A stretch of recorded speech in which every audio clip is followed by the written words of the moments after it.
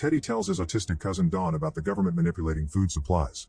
He's worried about what the system has been doing to society, but he also thinks there's a larger organizing principle at work, so he did lots of research until he found the answer.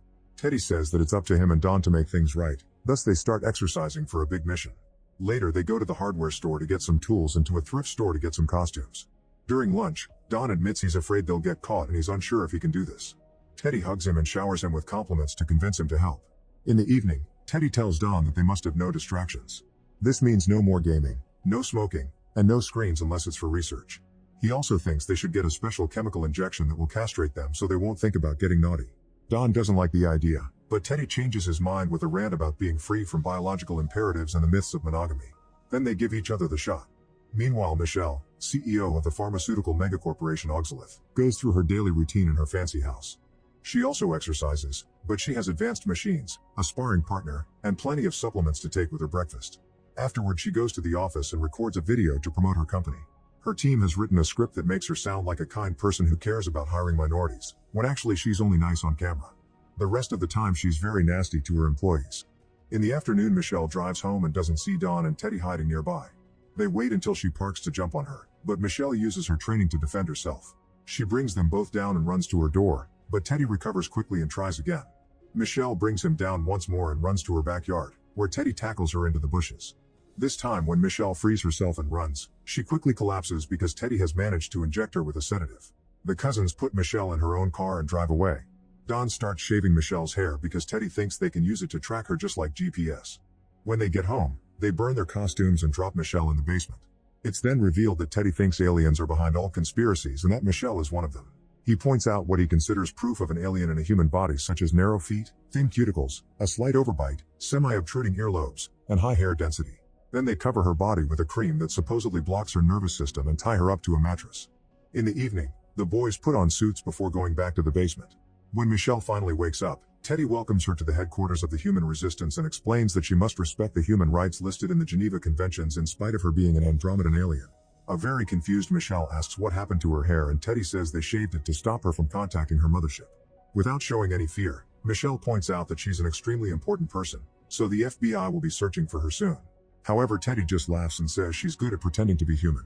He calls her a high-ranking official from the Royal Andromedan Court who helps her species techno-slave and agro-disintegrate Earth. Teddy wants her to take him and Dawn to her mothership on the night of the lunar eclipse because he wants to confront her superiors.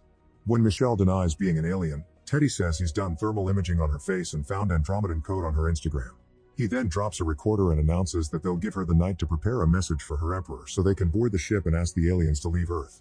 Teddy thinks Michelle should be grateful he's being nice because the aliens killed his family, his community, and his bees. The boys turn off the lights and leave while ignoring Michelle's pleas. Upstairs, the boys celebrate their successful capture. However, during dinner, Dawn feels bad because he sees Michelle crying on the security camera. Teddy reminds him that he mustn't see Michelle as human and that she's just doing this to manipulate him. After Dawn goes to bed, Teddy keeps watching the camera and remembers what happened to his mother.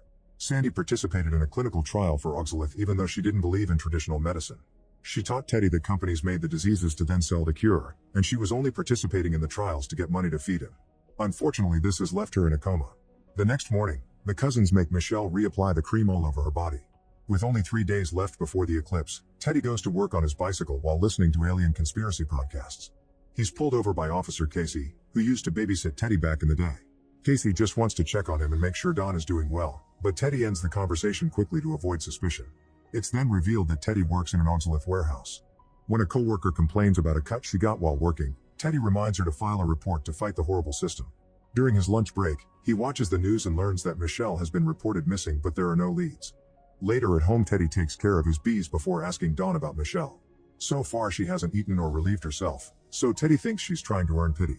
The cousins put their suits on again and go to the basement to listen to the message Michelle recorded.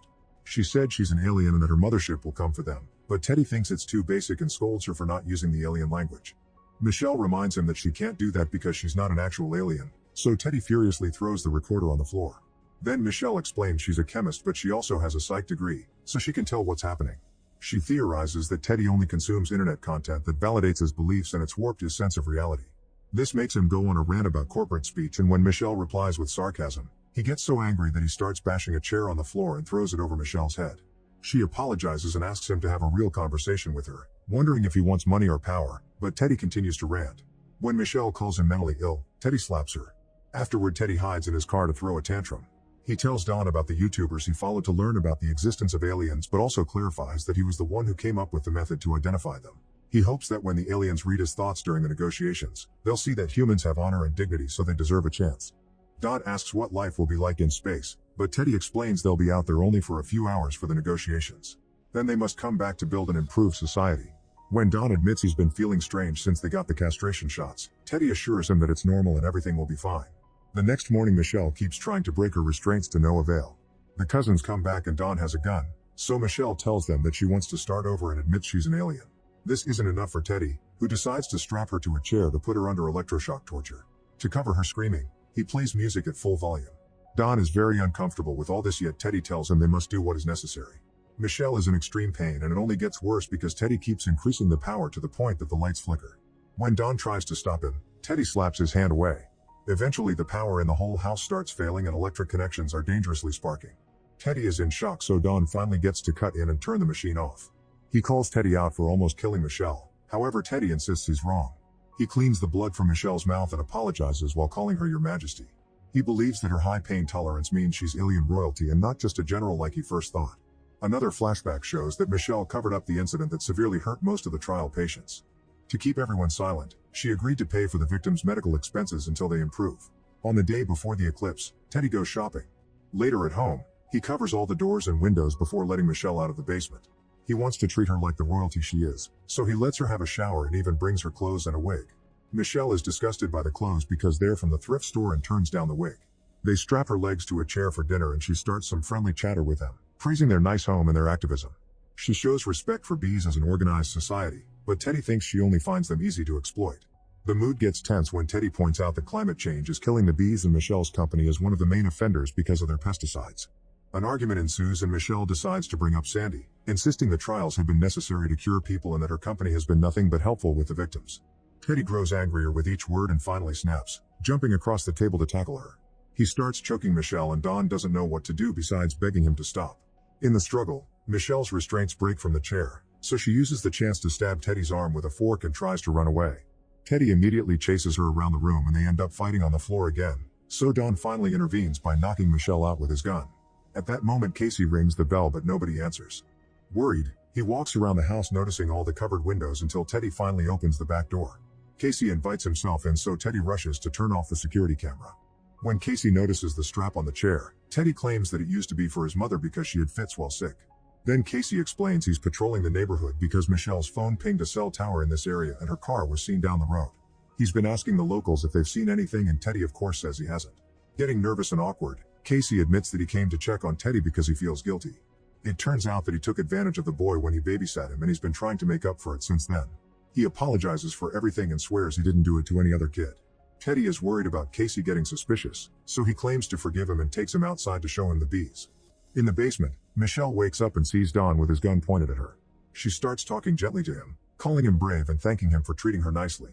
Michelle promises that she won't press charges against Dawn if he helps her get Teddy, saying that she can tell Dawn's just been manipulated by his cousin. At first, Dawn doesn't want to hear her out, but she keeps making great promises, so he wonders if he could leave Earth to live with the aliens. Michelle agrees to take him to space with him and Dawn thanks her before using his gun to self-delete, covering Michelle in blood. Outside, Casey hears the gunshot. Teddy immediately throws the bees at him to bring him down and repeatedly hits his head with a shovel until Casey is dead. Then Teddy rushes to the basement and is devastated to find Dawn's body. He grabs the gun and blames Michelle, who tries to explain what happened to no avail. When Teddy is about to shoot her, Michelle claims she has a cure for Sandy. There's a bottle in her car with a medicine her company has been developing in secret. The label only says antifreeze to keep it safe from robbers.